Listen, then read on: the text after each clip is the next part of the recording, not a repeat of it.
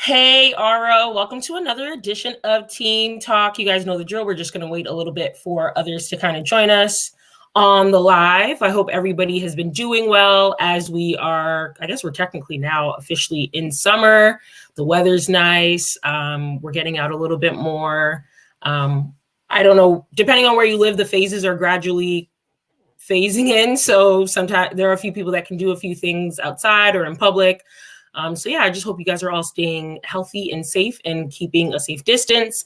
I should introduce myself again. My name is Marian. I am the Marketing and Communications Coordinator with Ringette Ontario, and we have arrived at Team Talk. So Team Talk is just a fun session that we initially started a few months ago, where we have been interviewing amazing players, coaches, people in the Ringette community, just to kind of get their insight on the Ringette experiences, as well as their experiences off the ice as well. We want to remind everybody that Ringette players, our officials, our coaches, our volunteers, we're all human beings. So we love to see that side. And yeah, without wasting any more time today, joining us on Team Talk, we have Tia Chowen joining us, and I am super, super excited to have her. So let's get Tia on. Hey, Marian. Hey, Tia, how are you? I'm good. How are you? I'm doing well. We were just mentioning earlier how we've been trying to get this going for a while, and now we've been going. Yeah, so I contacted Tia, I guess I would say last year, and I'd been hoping to get her in one of our videos, but just with like time and busy schedule, we weren't really able to get things going. But I'm super excited to have you joining us today.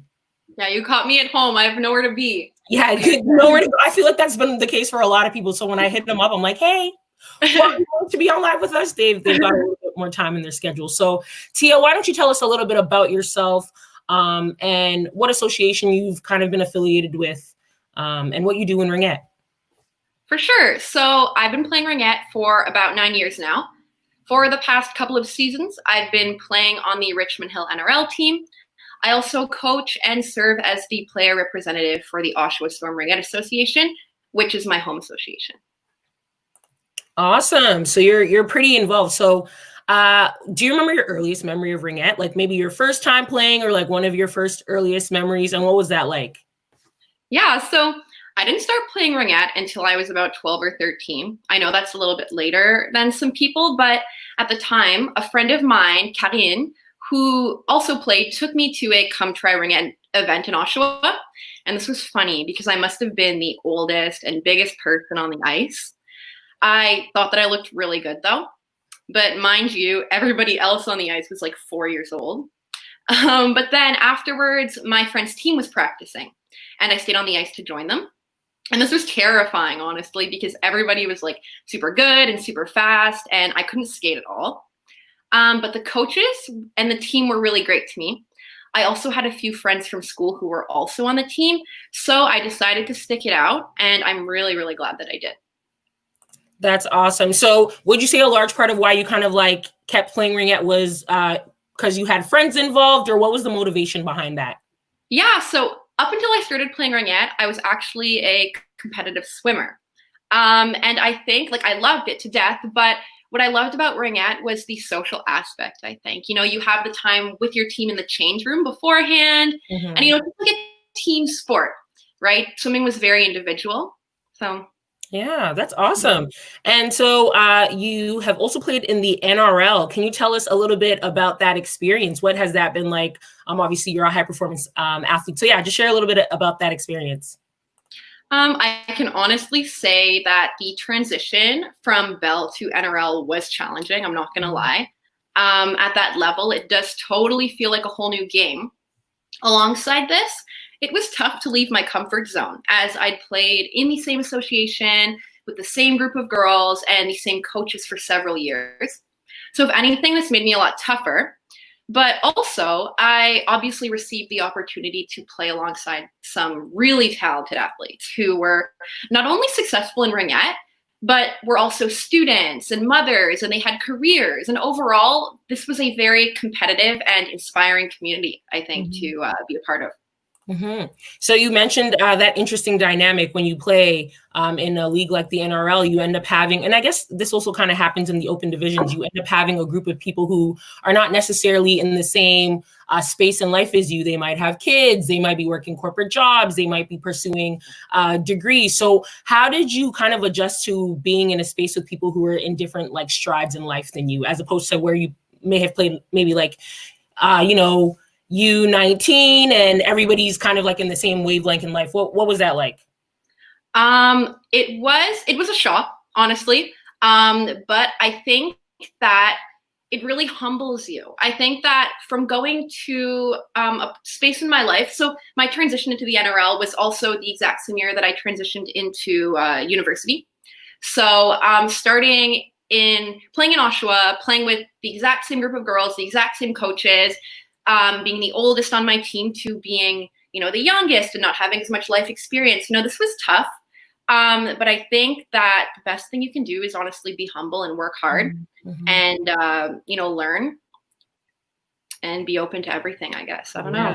Yeah, that's extremely important. You also mentioned that you are the player representative for Oshawa? Yeah.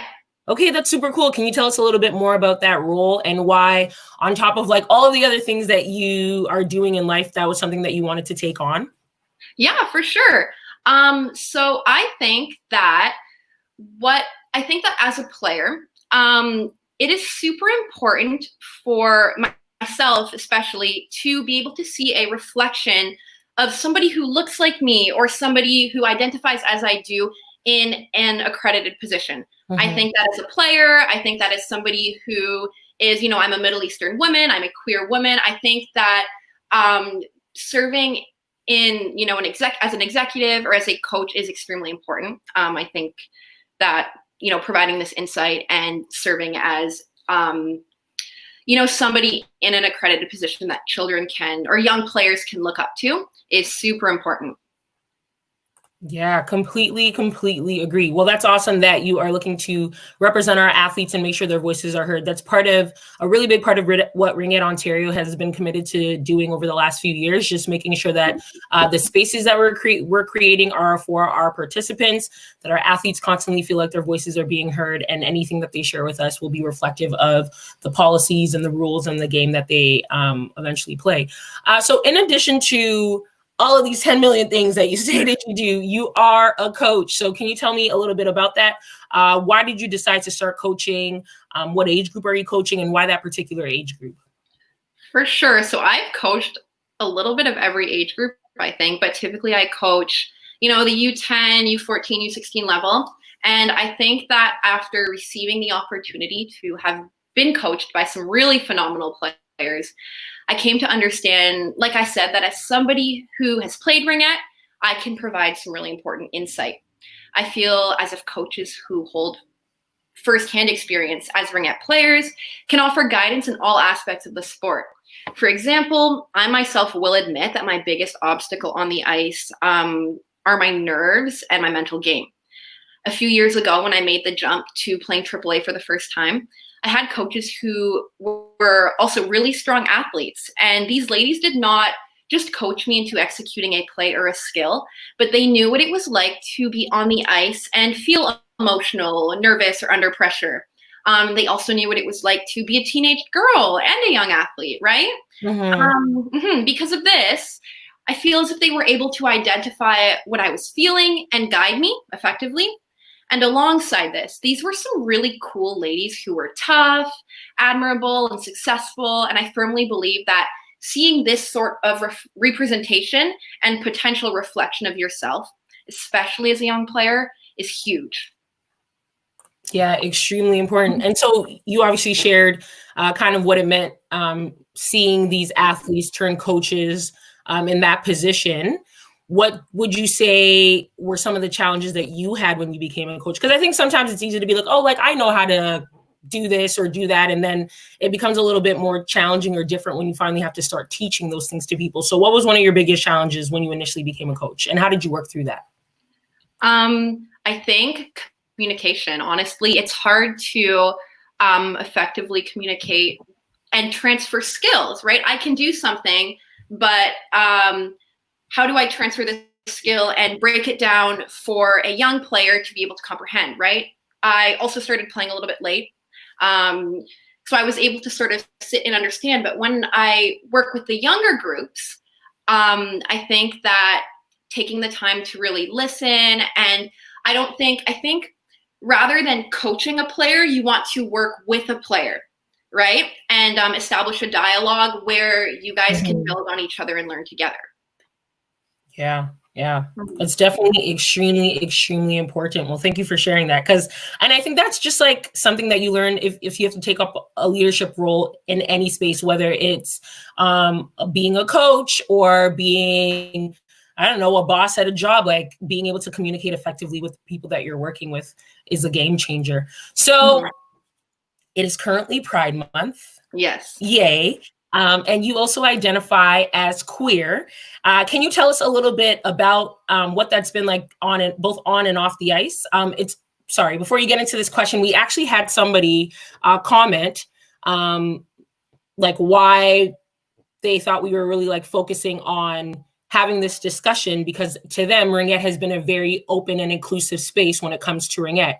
And I think irrespective of how good or positive or amazing a space has been, it's always so important to hear from people within particular communities to be able to share what their experiences have been, good or bad, just so they can kind of reaffirm the value of those identities and how we can kind of benefit from the differences in our community. So yeah, if you could share a little bit more about that, that would be awesome. Yes, for sure. When speaking about myself, I can really only say that I am extremely privileged, as I've been granted a great set of teammates, a great family and friends from which I've received nothing but love and support, or indifference, honestly. But I do have to say that the Ringette community has given me the opportunity to build relationships with and look up to other queer people, such as teammates and coaches. And like it had been stated in the comment, this has been ultimately an extremely positive and affirming experience on my end. Yeah, that's awesome. So I think I would love to like hear your opinion. Do you think there are any other ways? Obviously, you did mention the Ringette community has been pretty positive about it, but do you think there are any other ways in which we can do a little bit more? If maybe there's a player that is, I don't know, like 9, 10, 11, 12, and they don't feel like they're comfortable enough to kind of wholeheartedly step into that identity, like what can we do as coaches, as administrators, as parents to make players that identify as LGBTQ feel a little bit more welcomed in the Ringette community or feel comfortable in these spaces that they're in? For sure. Like you said, I do know for a fact that the Ringette community is extremely diverse.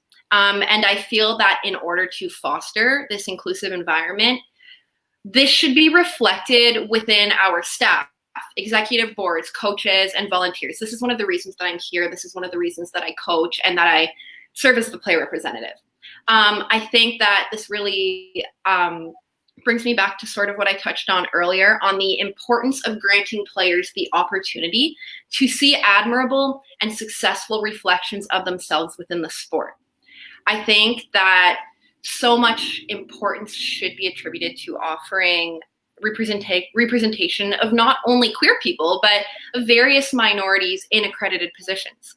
Me being here as a queer and Middle Eastern woman, like as a first-generation Canadian, or even you, Marian, being here as a woman of color, that's so important because we don't only have the potential to provide important insight when it comes to decision making or affirming and connecting with these players, but we also, play an important identity in serving as representation and serving as an affirmation to these players who identify or who look as we do.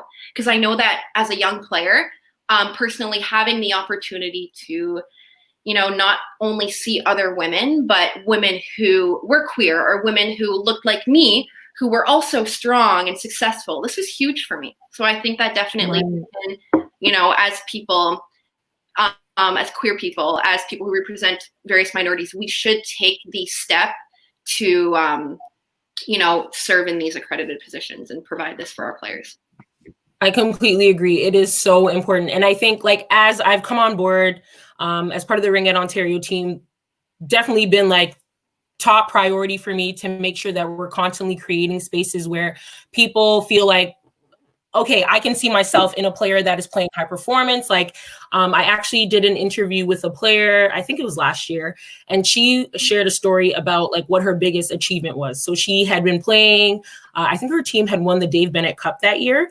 And a little girl so she's a Black player, and a little girl who looked exactly like her walks up to her with her mom, and it's just like, I'm just so happy to be able to see somebody that looks like me play at this level. And I think those things they're really, really important. Like I can think as far back as like when I was in elementary school, wanting to play tennis because of Venus and Serena. Now I suck at tennis, but seeing them on a TV screen created a space and opportunity for me to feel like this is something that I could do and something that I really want to do. And so, yes, I'm really glad that you really reaffirmed that as somebody who is a woman of color, somebody who is queer, like feeling like there's, obviously the community has embraced these different groups, but what are the ways in which we can go to do a little bit more? So yeah, that's awesome. Thank you so much for sharing that with us. You mentioned that you are Middle Eastern. Where are you from? Lebanon. My mother's from Lebanon. Your mother's from Lebanon? Oh, cool. Yeah. Okay, so what language do they? I should actually be there right now, but I can't. So. Corona! Corona is ruining everything. Oh, well, I'm here. Oh, gosh. So do you speak the local dialect or language, right? Yeah, I speak Arabic. So how many languages is that you speak? Because I know you also speak French, right? Yeah, I speak 4 languages. So Spanish as well and English. 4. Yeah. Wow. We might have to get you to translate a few things for us. Now that I know that you know all those languages, that's good to know. Awesome. So another thing that I wanted us to kind of focus on as athletes and in sport is mental health. I think that's a really, really big thing for us as people in general, like just being cooped up at home during Corona. I think anybody can tell you it's taken a toll on their mental health, but it's also kind of forced them to explore a little bit more ways in which they can maintain or sustain good mental health and kind of maintain their peace. So for you as an athlete, let's talk a little bit about mental health. What has that experience been like for you in terms of being an athlete, being a student, and trying to balance and create good mental health space for yourself? During the pandemic or during normal times? In life in general, like as you play, how have you been trying to maintain positive mental health? Yeah, I think that Ringette has really I think that was huge for me in terms of dealing with my mental health. It has granted me the opportunity to explore and validate different facets of myself that I otherwise would have not. Obviously, I've learned a lot about my own body physically, how to take care of myself and be healthy. But also, I do know for a fact that Ringette has been something that I've invested a lot of passion and emotion into. And therefore, it has given me a chance to learn about myself mentally. On the ice, I've been put into situations where I feel nervous, self-conscious, uncomfortable, excited, anxious, all of that. And because of this, I have learned how to acknowledge and come to terms with and regulate my emotions. It has also served as a healthy outlet to a lot of energy and feelings that I, may be experiencing. That's so important. And I think the mental game is probably one of the biggest areas for a lot of athletes. I know I've had a conversation with a few goalies, and I don't know if it's because they tend to spend a little bit more time like isoed on the ice that they feel the most mental pressure. They're constantly overthinking what they have to do, what comes next, how do they think themselves through a process. And like I've had conversations with some goalies who are literally like, it's taken a really big toll on them off of the ice to the point that they've had to meet with like a psychologist. So as an athlete, or I guess just even as a person, like what are ways in which you've maintained your mental health, I guess, during a time like this when things have been tough and challenging and we're stuck at home and you can't necessarily get on the ice? Like how have you been kind of maintaining that peace? Yeah, so it's been tough. Honestly, I think it's been tough for everybody. But first of all, I think that maintaining a routine has been very, very important for me. I've been trying my best to set an alarm and wake up in the morning, wash up, and get ready for my day. Taking care of myself physically has also been super important. So this means staying active and eating well, but also treating myself. I've been exploring different ways of staying active, such as hiking or gardening, But I think that most of all, acknowledging the importance of just taking a break was really tough, but crucial for me during these times. I think that this is something that may resonate with a lot of Ringette players because we are so used to running all over the place, to practice, to games, to school, to work, and all of that. And I think that as unfortunate as this situation has been, it has also given us the opportunity to recognize how lucky we are to have been given the opportunity to, do all the things that we do. Yeah, so true. That was so good. Okay, we are going to hop into some fun questions now. I know we've been talking about, some technical stuff, but now we're going to jump into a few questions to get to know you a little bit better. Are you ready? Yes. Okay, cool. So during the season, what is your favorite, what's your go-to warm-up song? Ooh, okay. My teammates laugh at me, but I like the Bee Gees. Like I like disco music. I like funky stuff before a game. So I wear headphones because yeah. Okay. Have you ever managed to convince like the rest of your team that they need to get in on some of that music with you? Not at all. No. But in Oshawa, we had a really it was so funny. We had this Bee Gees song that we played before games, and our coaches would come in and dance with us. And that was fun. I think that's where it comes from. Awesome. But yeah, normally. Okay, yeah, that's exciting. Yeah. Okay. Fair enough. Share a hobby that you picked up recently. Handstands. I think my whole team is. There was, I think, right in the beginning. It was so funny because a few of my teammates, we tagged each other in that like handstand challenge, and I have never done a handstand in my entire life, like ever. But I've been practicing like every day because I'm so bored, and I can do it now. I can get up and I can actually do a handstand. Yeah, my sister's actually a gymnast, and a dancer. So she'll sit there and laugh. Oh, cool. Because I'm not as good as her, but I think it's just handstands, honestly. Yeah. Wow. Okay. I'm sure by the end of this summer you'll be a pro, though. Hopefully, yeah. Fingers crossed. Okay, next. So for you, breakfast, lunch, or dinner?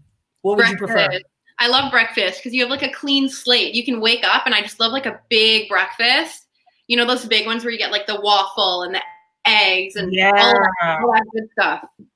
You know? Yeah. Oh, that sounds good. I want some breakfast right now. Okay. Also, yeah. So, what are you currently watching on Netflix? Like, is there a good TV show, good movie, docuseries? What have you been watching? I don't watch a lot of stuff, but I was thinking, I've been watching a lot of documentaries, especially with everything going on in the world right now.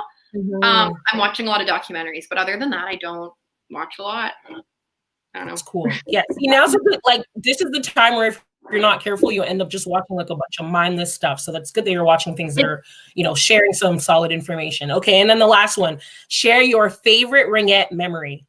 Oh, memory. Let me think. Oh, there's so many. It's hard to just narrow in just one. I think that something that was really special to me was I think making the Central AAA team. I know that it's a bit emotional, but at that weekend that we were doing the tryouts, my grandmother was actually really sick, and I wanted to stay with her, but I also wanted to try out, and my family was like, go try out. And, I made it, and I was happy that I got to make it while she was still with us.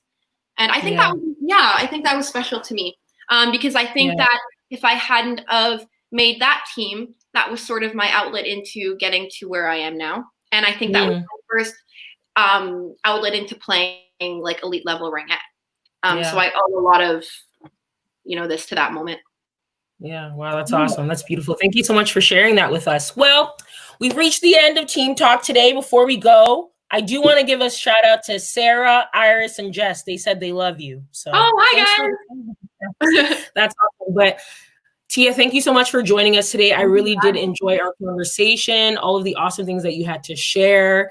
And just knowing that people like you are involved in the game and are constantly pushing for us to do more with our athletes and with the sport just gives me so much hope for the future. I know the future is very bright. Mm-hmm.